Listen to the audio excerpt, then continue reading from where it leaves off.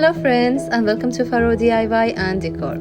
Today's project is making this beautiful sunburst mirror, and in order to make it we are using cardboard from Dollar Tree or Michael's, or even you can find them in Joann and Walmart as well, and curve it, shape it around a pen or marker just to give it a curved shape, just like a flower shape or something.